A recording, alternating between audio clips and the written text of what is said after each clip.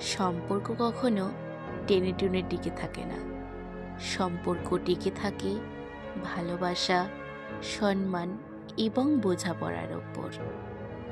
ভালোবাসার মানুষটিকে জীবনের অন্যতম গুরুত্বপূর্ণ স্থানে রাখতে হয়। একে অপরের প্রতি বিশ্বাস রাখতে হয়, সময় দিতে হয় এবং একে অপরকে যথাযোগ্য সম্মান দিতে হয়। ভালোবাসা মানেই শুধু অনুভূতি নয়, এটি দায়িত্ব।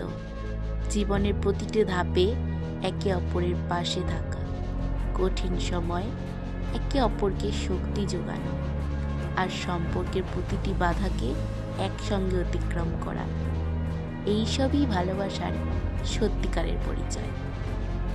ভালোবাসা কখনো একতরফা হতে পারে না, এটি দুজনের সম্মিলিত প্রয়াস।